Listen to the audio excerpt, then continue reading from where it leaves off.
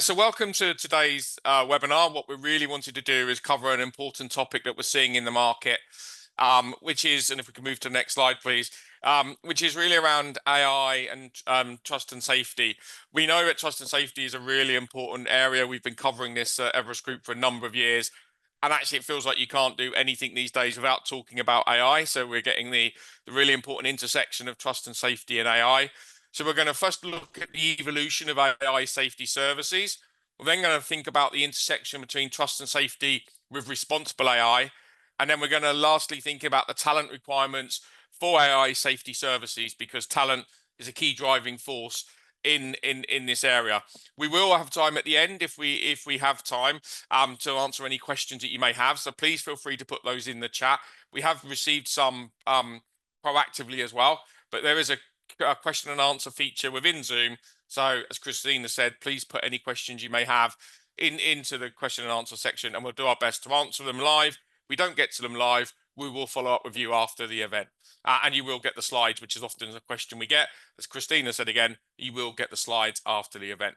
So if we could move to the next slide, please. I'm just going to briefly show, when we talk about trust and safety here at Everest Group, we build what we call a value chain. What you can see here is our trust and safety value chain that goes across AI support services, which is going to be the area we're drilling down in today, because training, testing, and safe deployment of AI models sit within that area. We also, though, here at Everest Group talk about review and compliance, platform safety, ad review and compliance, as well as some of the consulting and other services that you can see along the bottom as a horizontal trust and safety service. But today we really wanted to get into the AI support services. So we're going to start with a poll, really just to get you sort of contributing. It's always great to hear from the audience in terms of what you're thinking and what you see. So the first question we'd like to ask, and we're going to open this for about 30 seconds, is how fast do you think the AI support services market grew in 2025? So we'll leave this open for sort of 10, 15 seconds more. It looks like a lot of people thinking it grew by more than 21%. And we will give you the answer next. It's not one of those questions we ask and we don't resolve. So I'm going to hand off to Drew in a moment, but let's just leave the poll open for 5 seconds more. So it looks like the large proportion of the audience, 43%, 40% at least, think it's more than 21%. So great. So we've got the results. So what we've seen is that more than 43% of the audience think it's more than 21%. 33% think it's 16 to 20%.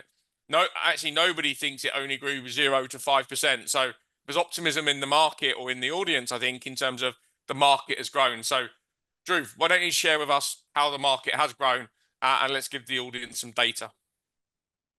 Yeah, sure. So if we move to the next slide, what we see is that, in terms of the overall, if we look at the overall growth for the trust and safety market, we believe that the market will grow, roughly between 6 to 9% for 2025 and, by 3 to 6% by 2028.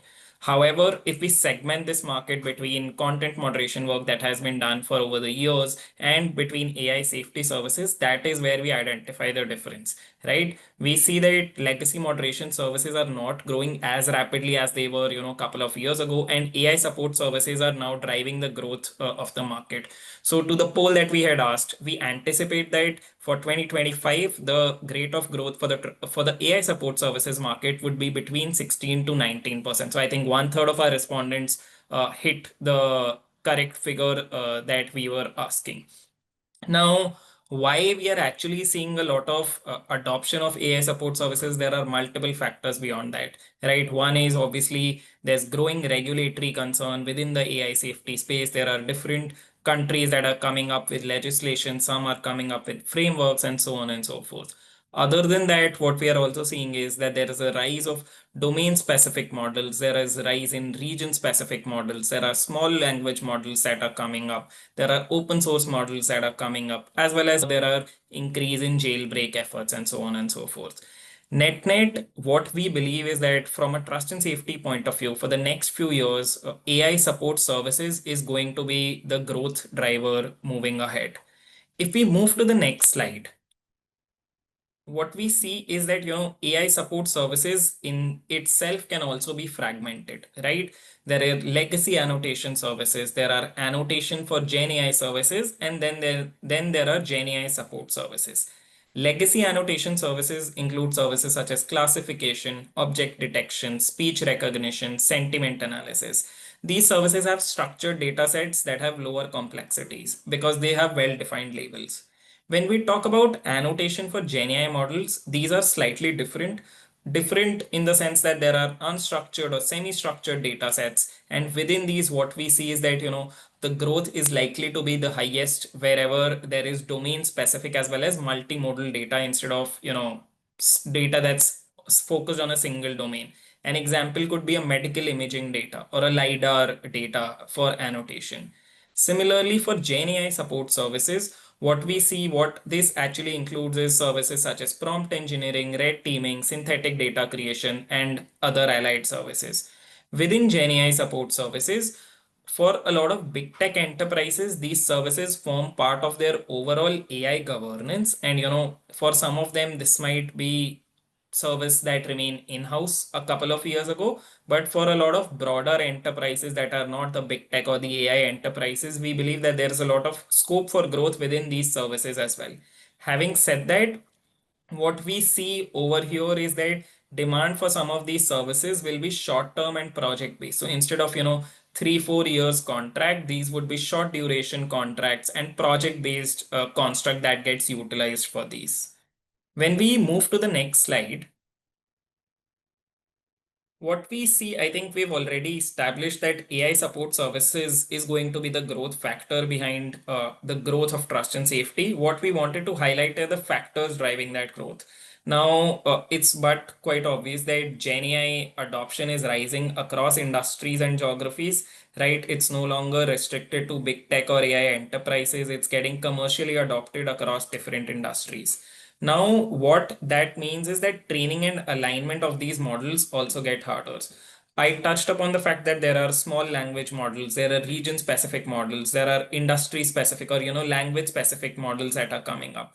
Now, the way that some of these models are trained is different than how a foundation model is trained.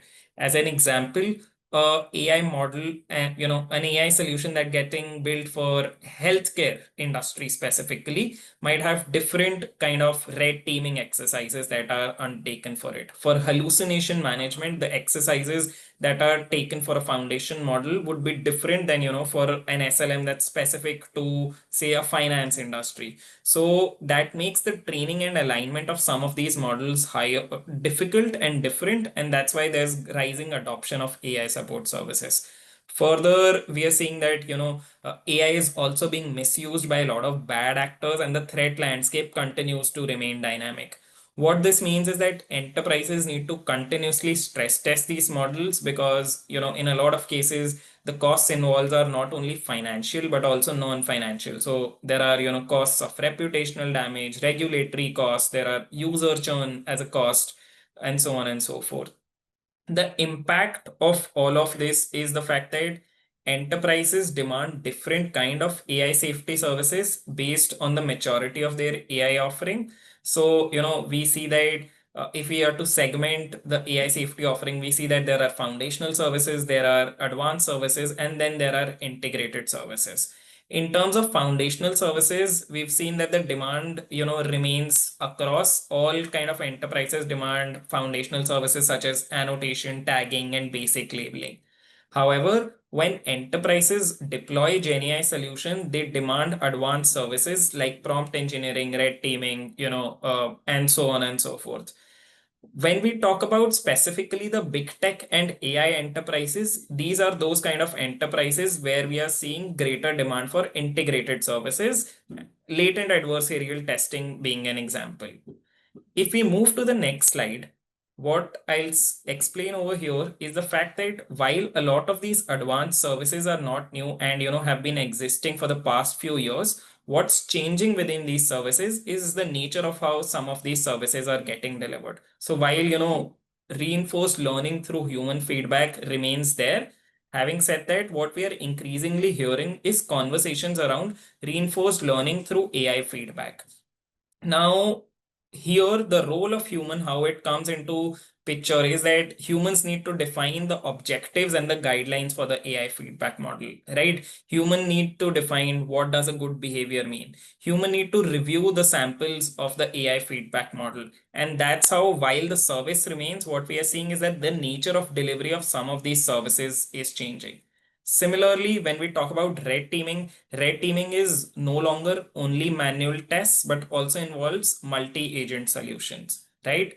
Prompt engineering, another area. We've seen so many jobs for prompt engineering specifically, and we'll touch upon talent in a bit. But what we are also seeing within prompt engineering is the fact that there are a lot of tools for authoring, optimizing, structuring of prompts. There are libraries and marketplaces. So within advanced services as well, what we see is that there is growing tech integration and productization of AI support services. If we move to the next slide, what we see is that a lot of big tech and AI enterprises are no longer only demanding the advanced services. Like I said, these have existed for the past few years. Having said that, they're also asking for a lot of integrated services. Examples of these include output watermarking, right? We've seen legislations in country after country that necessitate labeling of AI generated content. I think India is a good example that just passed a similar law for around this just last week. Then we are going to touch about responsible AI and rising demand for the same, and then how explainability and audit form a key part of it. Other services include latent adversarial testing, where the focus is on modifying the internal activations of the model to stimulate a risky behavior. So instead of trying to put in a prompt and see where the model is going wrong, we are going in via the back door to see what triggers that risky behavior. Net net, the key message is that services of yesterday are no longer enough to keep your AI model safe, and enterprises must continuously look for newer ways to ensure that bad actors are unable to misuse their AI models. I'll hand it over to you, David. David, you're on mute. Yeah, sorry, someone had to do it and it tends to be me. I put myself on mute and then forgot I was on it. So apologies for that. So yeah, just moving on to the next slide, we want to just do another quick poll. And this one doesn't have an answer that Everest Group can provide you. We really just want to get a sense from you in terms of when do you anticipate significant adoption of agentic AI for AI governance? So is it in less than 6 months? Is it between 6 and 12 months, 12 and 18 months, or beyond 18 months? So how far out are you looking? Early answers seems to be there was definitely a big flurry to the 12 to 18 months and beyond 18 months, but actually 6 to 12 months has caught up a little bit. We'll keep the poll open for maybe another two seconds, just in case anyone else hasn't answered. I think that's it. We can probably close the poll. So interestingly, between 12 and 18 months was the main answer. 43% of the audience said between 12 and 18 months. 27% have said between 6 and 12 months. And then less than 6 months, 20% of the audience think they're going to be doing that in less than 6 months. 9% have said it would be 18 months or further out. So looks like there's a lot of activity and thinking going on now with, was that 47% between 6 months and like less than 6 months and up to 12 months. So about half and half between the 12-month mark and the 12 to 18-month mark. So thank you very much for assessing that, and we'll weave that into the conversation as we go. So we move on to the next slide. Abby, I think you're going to take us through the next section. Yeah, thanks, David. Hello, everyone. So yeah, of course, I mean, agentic AI is the new kid on the block, and as enterprises ramp up their adoption of agentic AI, it cannot be that we do not talk about it.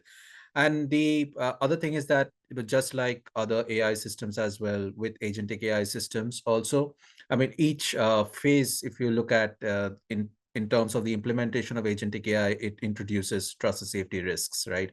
So whether it's in terms of agent specification or goal design, which is the early part of the agentic AI lifecycle, I mean, you might have trust and safety risks around agents pursuing unsafe or manipulative outcomes, or failure to test for abuse-prone scenarios, right? So those kind of things can definitely happen if you're not having a very strong governance for your agentic AI implementation. Similarly, on the tool integration and system interactions, which is around breaking the primary goal into subtasks, right? Using LLMs with reasoning capabilities. So you might have trust and safety risks like unsafe plugins or APIs that may enable abuse, right? Or tools or biased data that can contaminate actually the agent behavior. Then if you look at something like execution and real-time autonomy, which is, probably one of the core principles of agentic AI, which is around executing the plan autonomously, right? And making the decisions in real time, right? Uh, Agents may generate harmful or policy violating content, right? And we have seen examples of that. And then one of the key things that enterprises do grapple with is the fact that what if there's a lack of human override in safety critical decisions, right?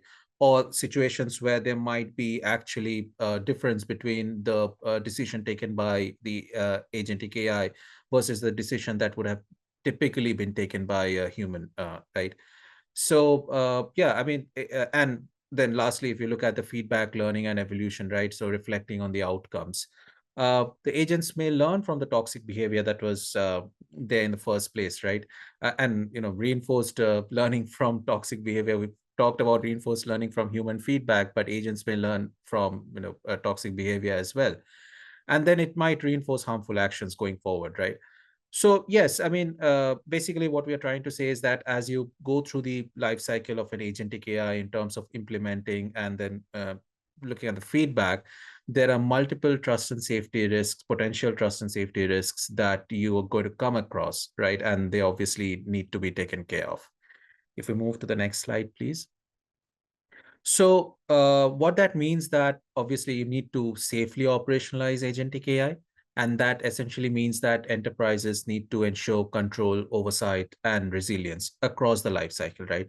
So whether it's in terms of mapping policy risks or scoring on safety use cases while you are specifying the agents and designing your goals, or trying to sanitize the training data while you're integrating the tools and the system interactions, or simulating the agent tool interactions to see what kind of scenarios or what is the outcome in each of those scenarios, or in terms of when you are actually going through the execution and the real-time autonomy of those agentic AI agents, monitoring the agent behaviors, putting in real-time guardrails, right, and doing quality checks. I mean, it's very, very important.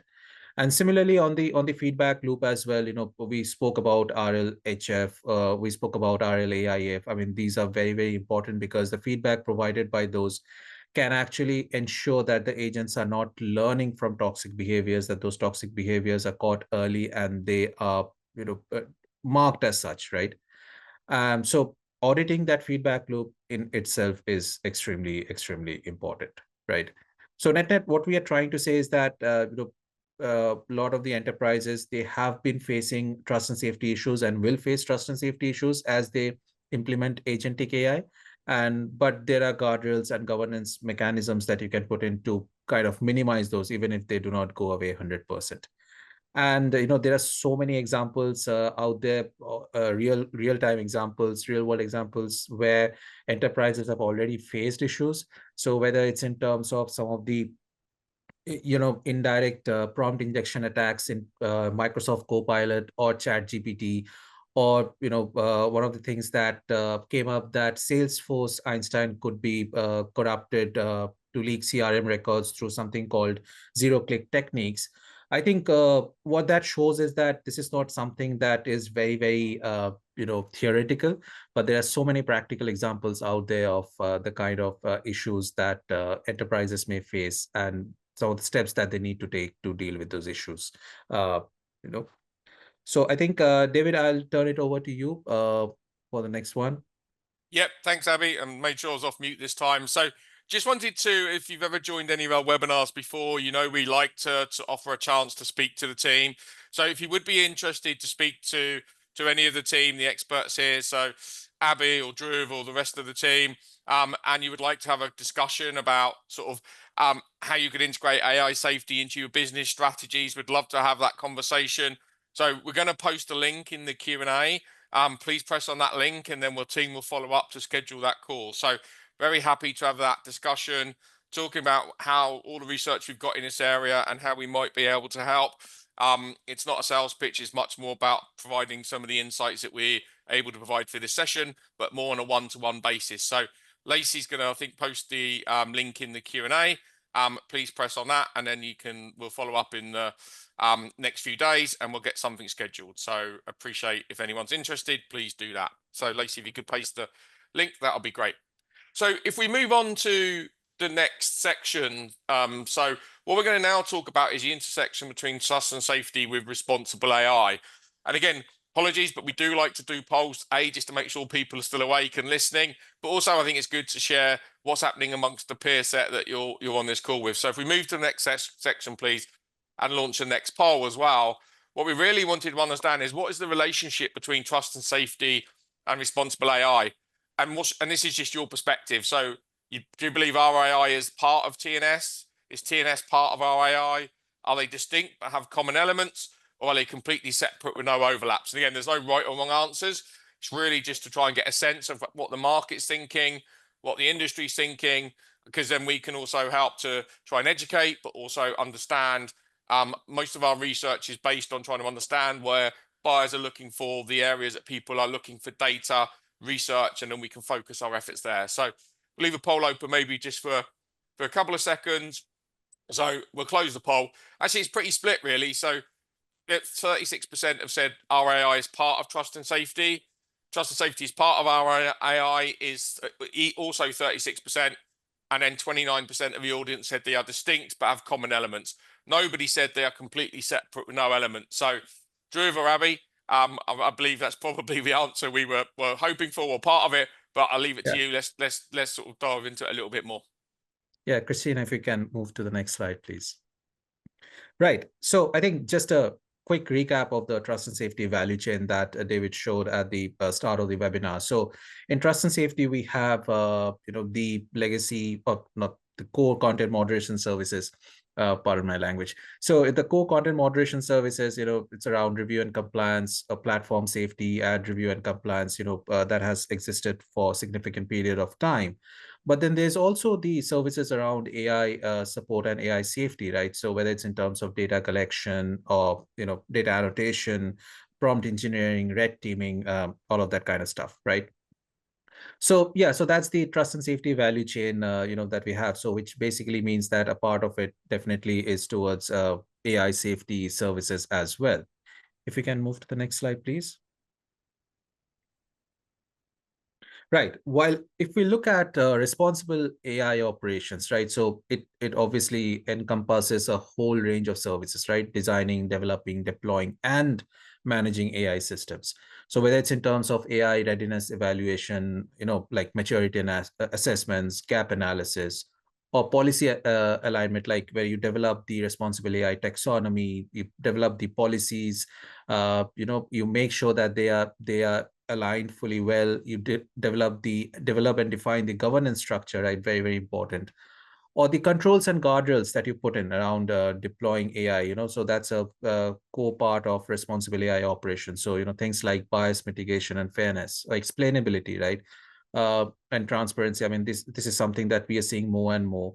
Then red teaming, adversarial testing, you name it, it's there. And then obviously, we spoke about the fact that it is important to audit the feedback mechanism, but audit and monitoring as a whole is a very, very key part of responsible AI operations, right? So, you monitor the AI, you monitor its performance, you tune its performance and whatnot. And then refinement as well, right? So you look at your entire responsible AI operations, you look at your AI models, and, you need to figure out if there's any refinement that is needed, whether it's in terms of model and data lifecycle improvements, right? Or upskilling and knowledge refresh, whatever that might be. Now, sustainability, just a quick note on this one, because in several cases, we see that sustainability is a word that is very closely associated with responsible AI operations. So, and we see that there are several, would say, tenets of sustainability which can be applied to responsible AI operations as well. So things like sustainability readiness check, or sustainable AI governance, power consumption and carbon footprint tracking. So all of those, and the environmental impact as well. So all of them have a very, very close relation with the responsible AI, right? If we can move to the next slide, please. So given the fact that, within trust and safety, we look at some of the stuff around AI safety, right? As well as the fact that in responsible AI operations as well, there's a whole part of it which is related to the safety of the AI. Obviously, there is an overlap between responsible AI and trust and safety, and enterprises are increasingly recognizing that overlap, right? So, and like we mentioned before, that when you implement any kind of AI system, right, there are several trust and safety issues that come to the fore, right, and that you need to take care of proactively even before they occur.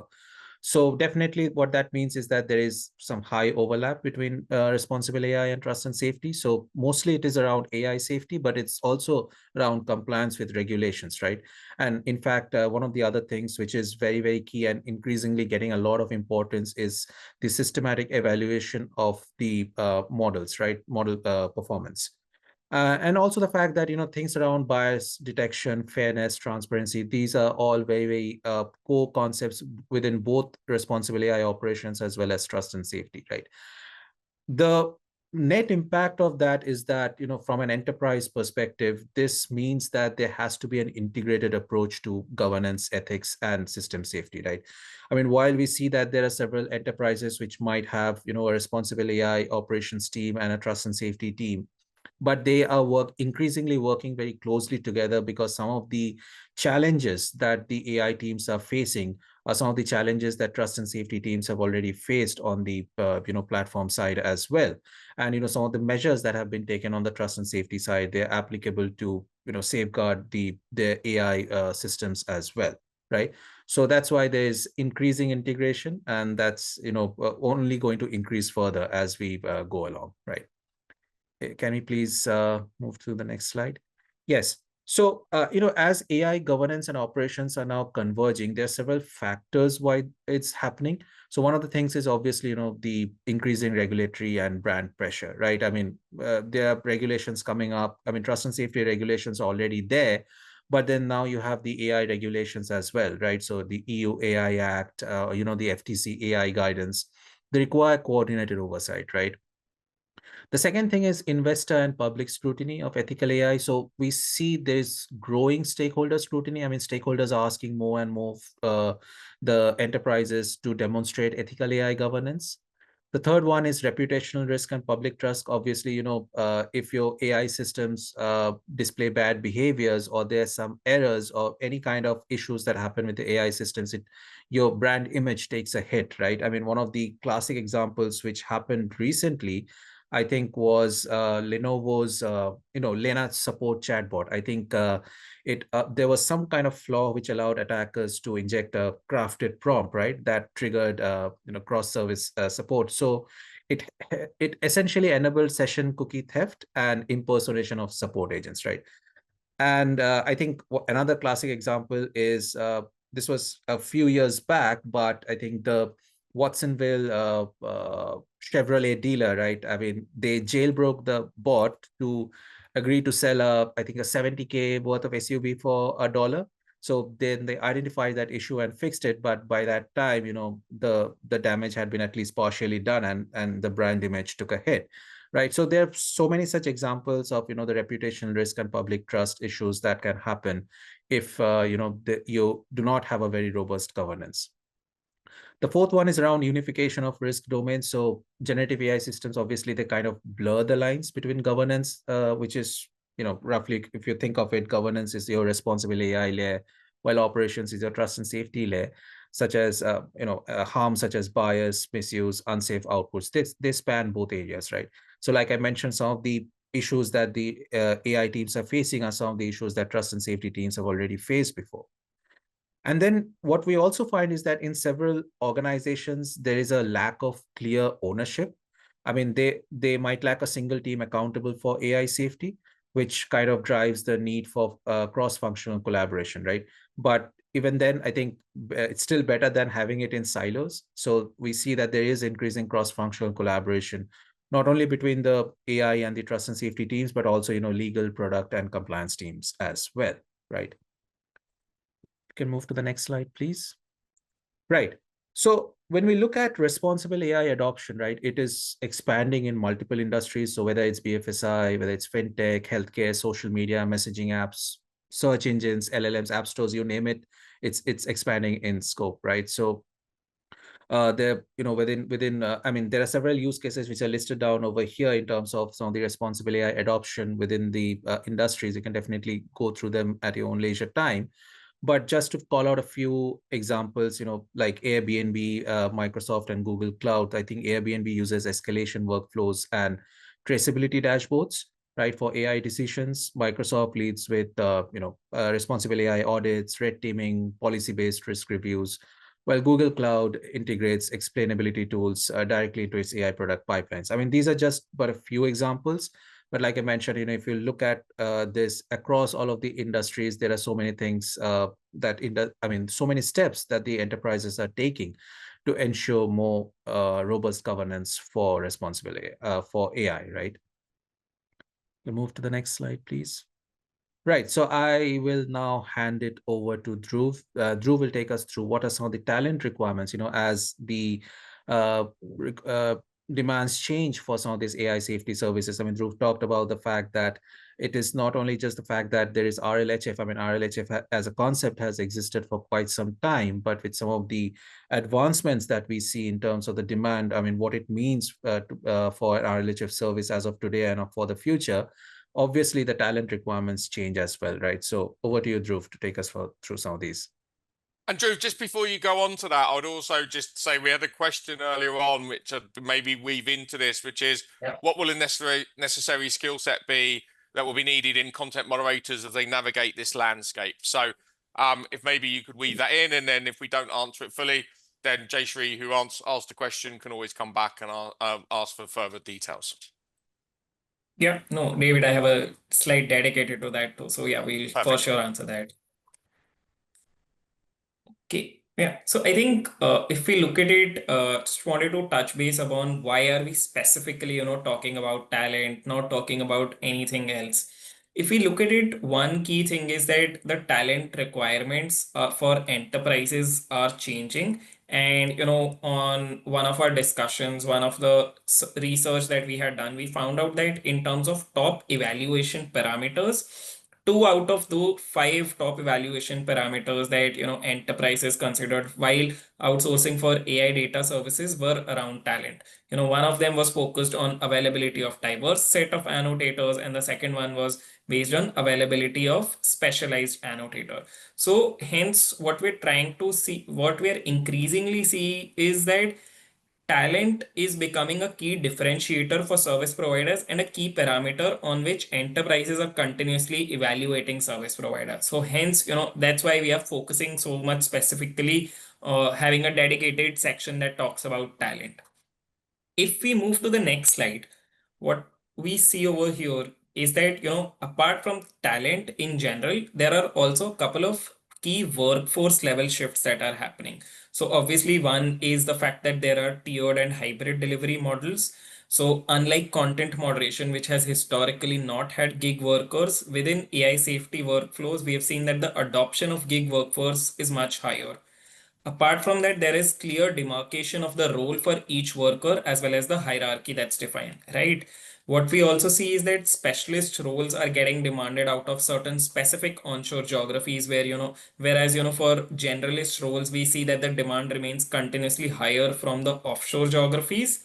Then, other than that, we look at the fact that, in staffing discussions now, a lot of KPIs are discussed. We are no longer, as much we've been historically tied to KPIs such as average handling time. We are now discussing much more outcome aware staffing for AI safety. And that has also implications on the pricing model. So traditionally, content moderation has been linked to, FT based pricing. But as we move to AI support services, we also see the fact that, pricing models such as fixed fee pricing model or, project based pricing model also come up more in discussion. Also, what we see is the rise of workforce as a platform, especially for getting access to highly specialized and niche talent. An example of this would be annotation platforms that provide access to gig workers. So we've seen the fact that, Meta invested a significant amount of money in terms of Scale AI, and the fact that, Scale AI had a lot of access to this specialized talent, and they not only brought in their annotation or capabilities in AI safety, but also the talent that they would have on their platform along with themselves.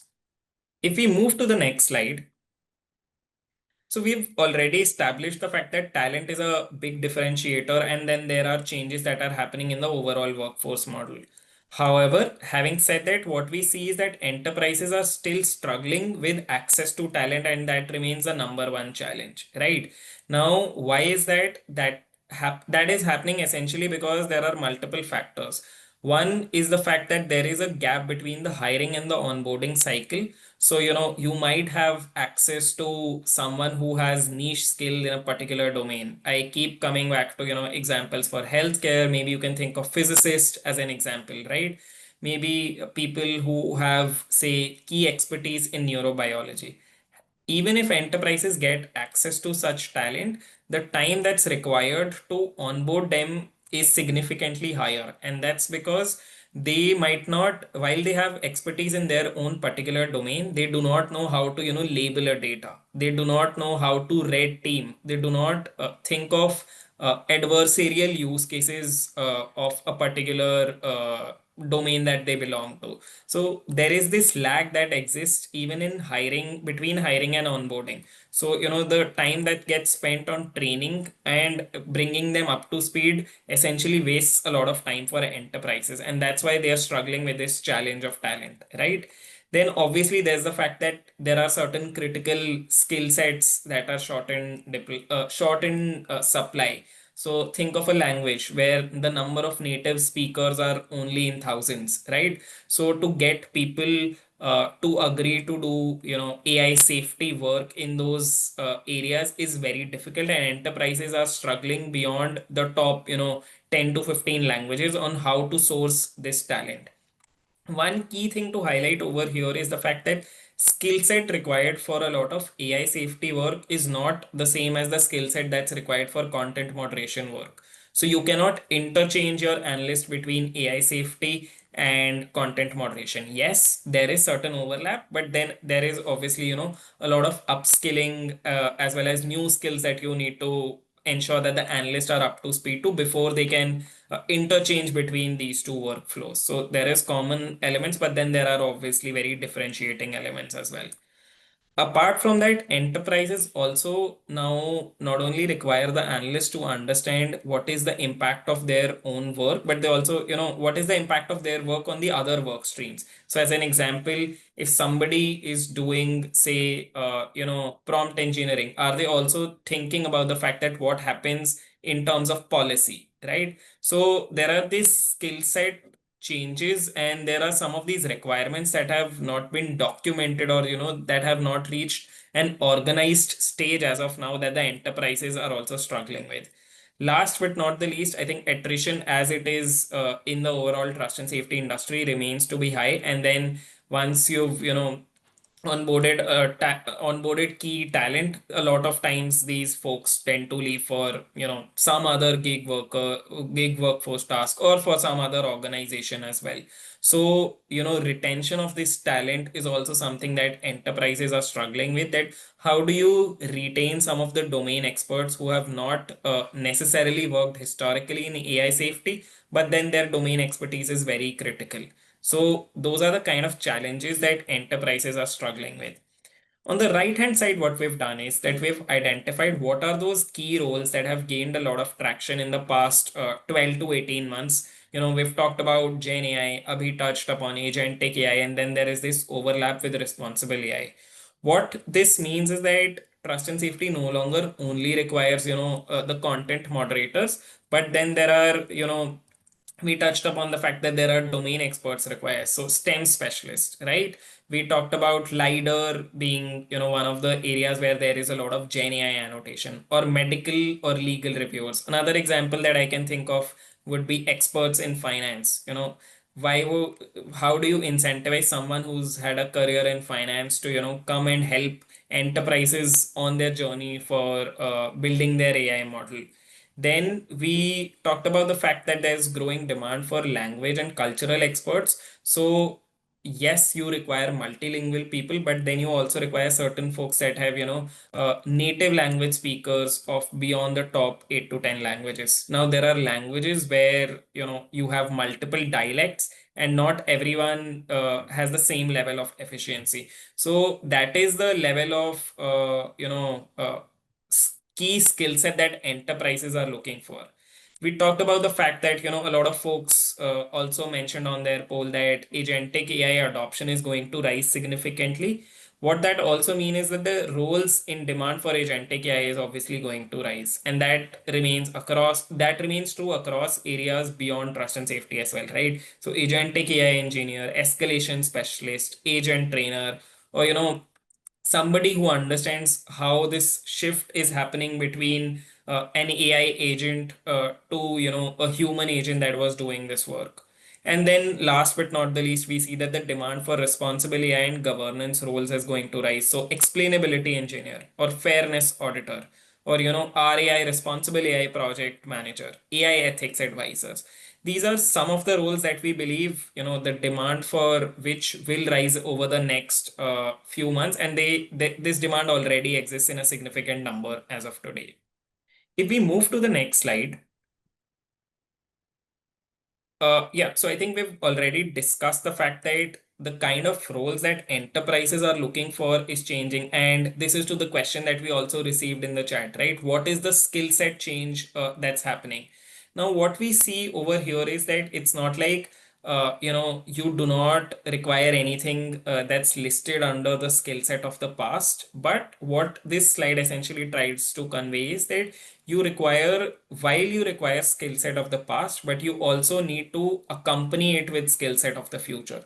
So yes, you do require basic annotation skills, but what you also require is to couple it with domain expertise in, some of these highly specialized areas. Yes, you require basic knowledge of robustness. Yes, the analyst requires that, obviously, but I think the analyst also now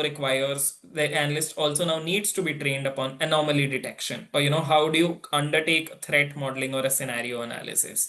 Yes, the analyst needs to, be aware of data pipelining or versioning and testing, but equally important is the fact that how comfortable are they in AI tooling, right? Creation of documentation or checklist remains critical as analysts, work in AI safety, in trust and safety in general. But what's also important is that how aligned are they with the regulations? And obviously, we've seen the regulatory landscape in trust and safety being, quite ever changing as a matter of fact. So net, the change in this skill set is happening quite rapidly. What's required is dedicated investment across the ecosystem, enterprises, service providers, or, for that matter, even universities and research institutes, wherein they are helping bring talent up to speed to some of these skill sets so that, they can deliver what's necessary as of today. If we move to the next slide,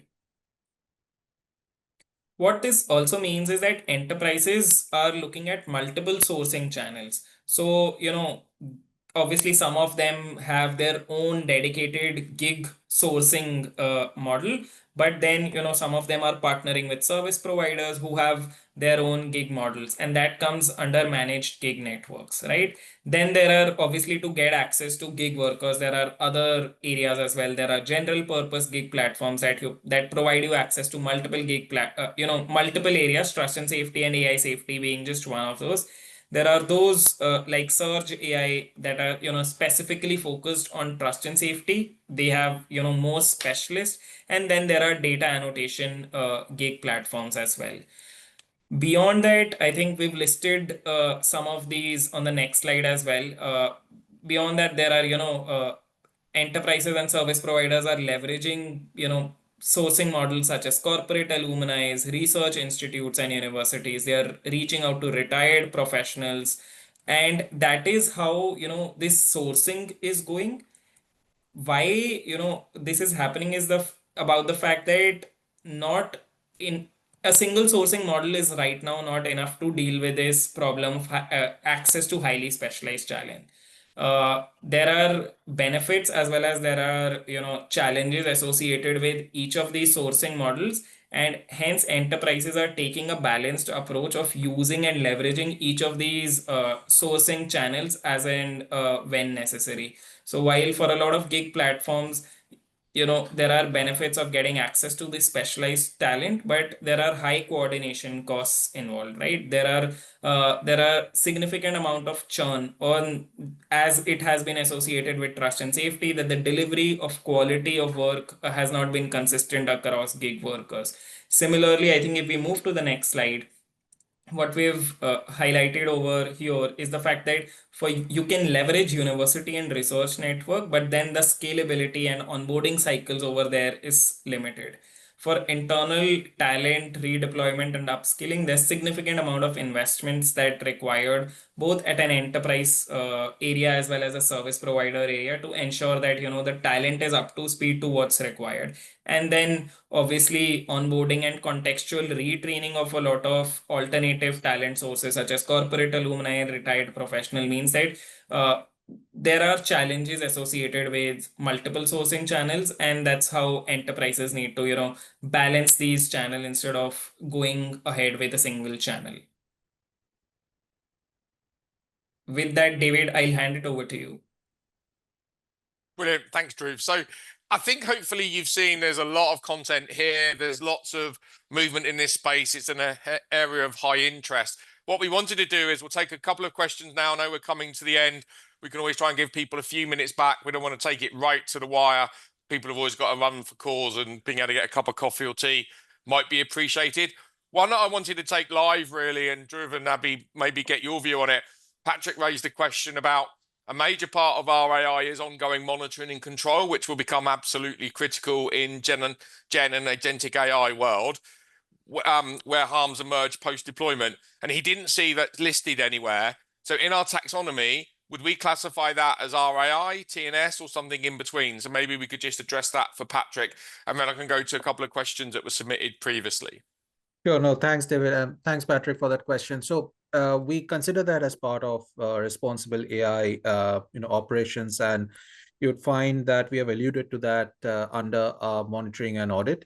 So while we've not really explicitly stated that this requires real-time monitoring and all the bells and whistles that go along with it, but monitoring and audit is largely to do with the fact that continuously monitor the AI systems, you test them, you make sure that their performance meets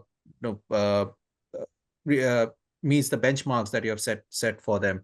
So yeah, would find that under responsible AI operations. Thanks, Abby. So yeah, just want to take a couple of questions that we'd got previously. There was lots of questions that were submitted. We will try and get to all of them on email or follow up. So we're not going to answer. We've got over 30 questions, which is great. Shows a lot of engagement in this area. But a couple I wanted to ask. So one, which was, what are the top 1 to 2 AI safety risks we see emerging between now and 2026 that most organizations are underestimating? So AI safety concerns, what we think are emerging that people are underestimating. I think one of the biggest AI safety concern is how AI can potentially be used to undertake a lot of these threats. A lot of open source models are being, used to undertake some of these threats. Child safety as an example, right? Open source model being used to create child sexual abuse material content. And those are the kind of threats that enterprises need to be continuously aware of. That's number one. Number two, I would suggest, I think if we look at the clarity with which deepfake and the rise in adoption of deepfake has gone up, that's quite significant. And we've also seen that the costs involved in creating some of these deepfakes earlier, you used to require significant investments in hardware. You used to require multiple pictures. Now, if you have a maybe 1 or 2 second of an audio, and if even if you click someone's pictures from their social media profile, that's just enough to create a good quality deepfake of any person out there. So those are some of the risks that I feel enterprises are underestimating as of now, and there requires a significant investment in dealing with some of these challenges. Brilliant. Thanks, Dhruv. The next question that we'll cover, we'll cover a couple more, then we'll give people a few minutes just to get to the next call. What are companies looking for regarding safeguards for AI usage?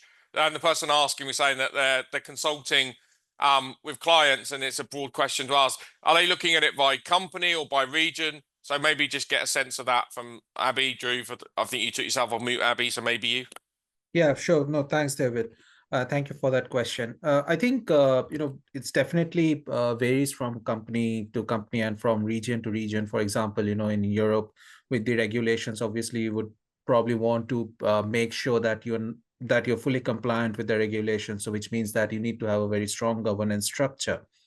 But in terms of AI usage, I mean, in general, if we look at how companies are trying to make sure that they put in the guardrails in place for AI usage, I think one of the things that they are doing, which at least the enterprises are doing it best, is putting in a lot of investment and thought into how they are going to set up their governance structure. So that is something that they're doing proactively, and as one of the first steps, even before they have implemented AI into their existing products or existing services.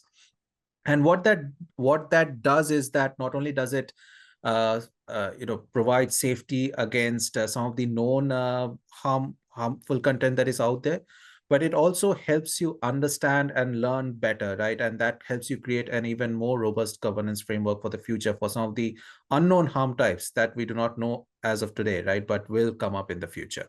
So I know that's probably not a very, very specific answer, but I think that's I think the key thing that most of the enterprises who are doing it well is doing that, setting up that governance framework early and continuously learning from it in terms of how can they make it more robust. Brilliant. Thanks, Abby. And then so the last question, and then we will close it down, which is how are the data requirements How are the data requirements being met for responsible AI training?